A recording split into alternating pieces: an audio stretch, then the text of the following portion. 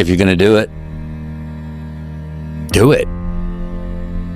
Say what you can do. Do what you say.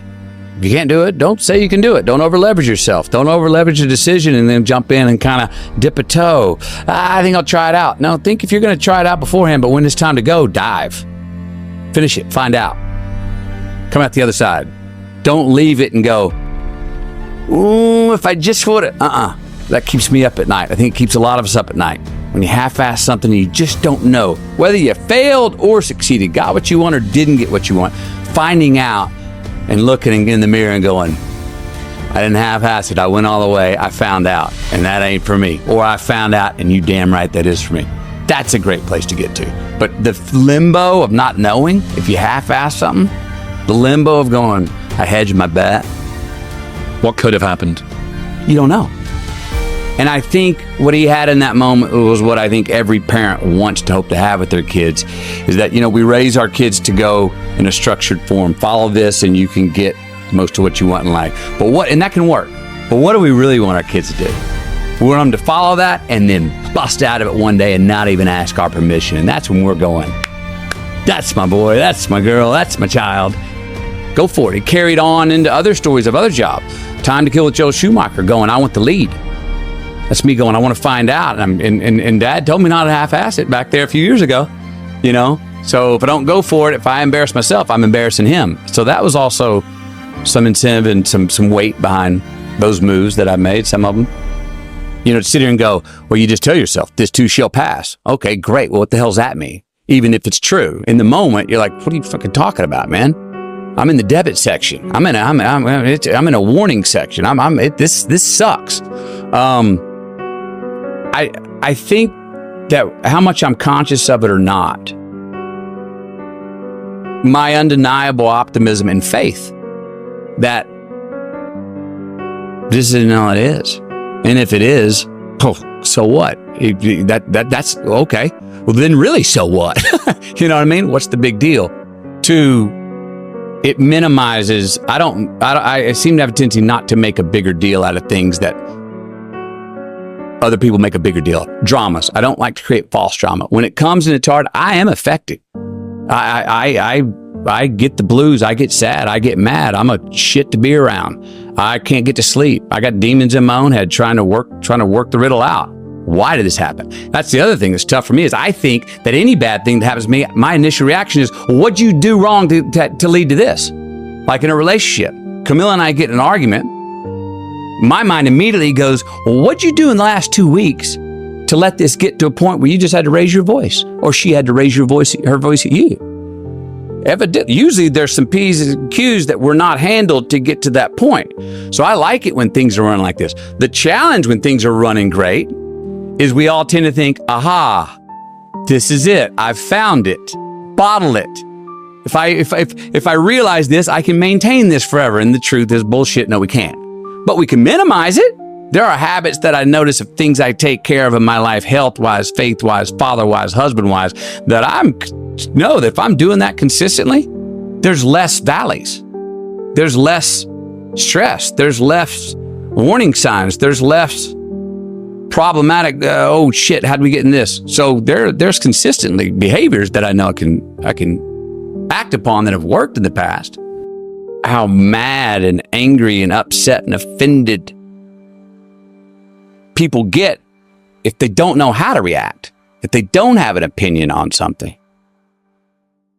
I mean, we're like, yeah, man, wouldn't the world be a better place? Be easier to get along with everybody? If the default emotion, if you're not sure how to respond, because especially when we talk about the book, if it's inevitable too, I laugh a lot quicker when I know I'm in an inevitable pickle. I have no other resource to get out of it that I know of.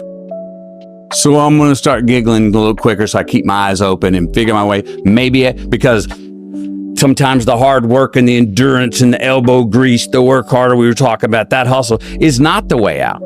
Sometimes it's I need to back up, laugh, have a sip of my favorite whatever, and dance my way through the raindrops out of this sumbitch. Maybe it's not banging your head on the wall. Maybe it's backing up and seeing, oh, I got a key in my pocket that unlocks the door I've been bloodying my skull over, banging into. Happiness You can't guarantee it, but there is a science to satisfaction. There, you can look at habits that engineered less pain in your life, maybe more pleasure, but at least less pain. And that's a win. I try to deconstruct. Look, do I write it? Did I used to write as much? Look at anybody who's ever kept a diary. What's the old sort of nostalgic idea of a diary? You go there when you're in pain and you share thoughts that you don't want to share with anyone else, of those reflection. And I did used to, for some reason, I don't know why, but would force myself to write every day, no matter how happy I was. And I didn't a lot of times want to go write when I was happy, because I was like, no, I don't need to write it. I don't need to become conscious of it. I'm having too much fun. It's getting in the way. Come on, I'm doing it. It's living, it's happening. And in writing Greenlights, when I went back, that's a lot of the consistencies that I found, that I wrote when things were going well, that I was for some reason, taking time to go, can I try and bottle some science here to why things are going well? And I did find consistencies.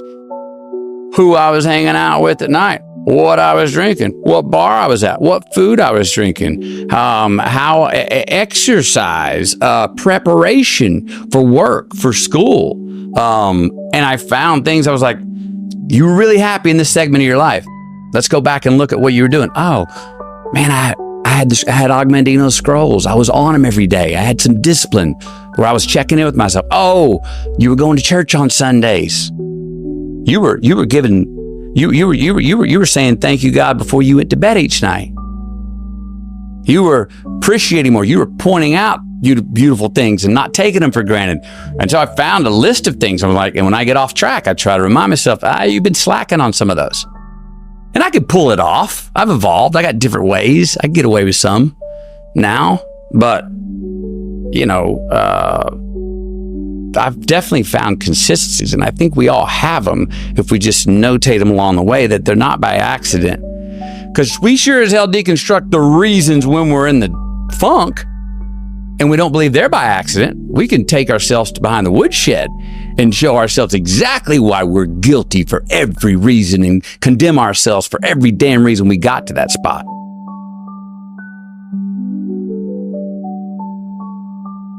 Kind of live lighter with less gravity, live lighter, not take certain things so seriously, but still have the principled backbone. Because as I'm getting older, we get older, and the black and whites turn to gray, and then there's a great word, compromise, we all say, which is such a mature thing to do. And then all of a sudden we let things slide, and everyone start going, well, change will happen. Hey, change is inevitable. Let change happen. And I'm not ready. That's part of getting old, I think, not just getting older.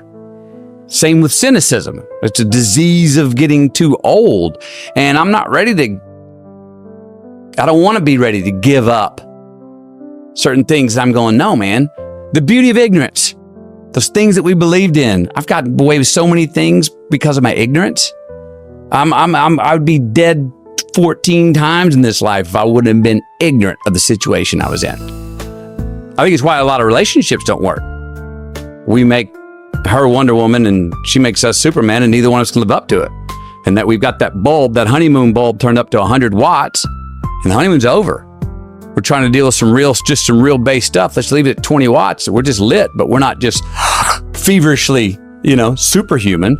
And I think a lot of us just purport that on someone else, and they can't live up to it, and it ends up not being fair to them. And then they do the same to us, and we both walk away going, I underwhelmed.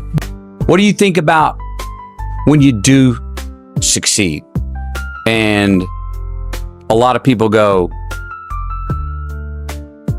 nope, that's nothing? I prescribed it. I think we should take some time to be able to look in the mirror and own that thing that we pulled off and go, good job. That's what you wanted. That's what you got. At the same time, be able to, as we do more often, look in the mirror when we fail and go, bogey. Someone said this to me before. Look, this acquaintance said this. It came off the cuff. I didn't even think about it. She was like, Matthew, you're so full of yourself. And without thinking, I was like, well, who else am I supposed to be full of? That's a good line. And I stopped after. I was like, that's exactly what I meant. And I went and wrote that down. I wish more people were more full of themselves. Not in the arrogant way, but I'm talking about a healthy ego to understand. And I understand the ego's difference between I and me. Me's the objective, but to know the I wish more people, I wish we were more full of ourselves. I wish more people in the world were more full of themselves. I think part of the challenges in life is a lot of us are running around half-assing ourselves, half-fooling ourselves, not full of ourselves, not studying ourselves enough, not holding ourselves to task enough, not patting our own self on the back when we do get what we want enough, not cracking our own whip on our backside when we do get out of line even though we knew better. I wish we were more full of ourselves that way. What I'm learning now, trying to learn, is that it seems we're essentially all the person that, for me now, I think I'm essentially the same person I was 19 years ago. You know, essentially the same person I was when I was 8, 50 or 1. But our value systems reorder as we grow independently and as a couple. Your value system changes for every parent when they become a parent for what's important in their life. So you're moving things different places on the chart, in the number 1 spot, the 2 spot, and 3 spot. But to understand that it also happens with us as individuals, and going that we do change, and it's okay to be ahead, but don't lose sight. Don't get so far ahead that you leave your mate lost back there going, sometimes, somebody's real healthy, the other one's on IR.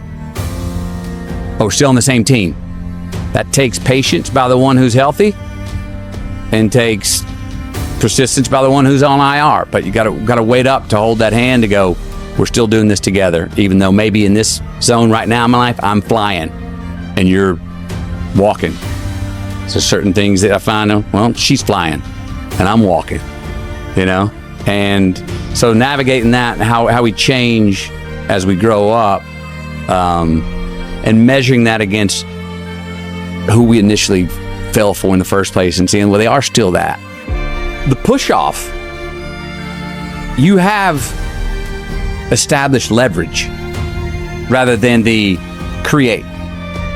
You're going to lean into something, but you also need something to push up. The push-off is what you're leaning into, is that mystery going forward, right? That ironic strategy that you have something to push off. Well, I don't know what I do want, but I do know I don't want that. But the main thing was, I think, on the human side of the real, me personally, I was like, oh, you don't leave your kids to go do what your dream is. And then when I changed what your dream is to go do what you were meant to do, what you were born to do, that you have an ability to do like nobody else. I was just like, ooh, well, maybe you do leave your kid.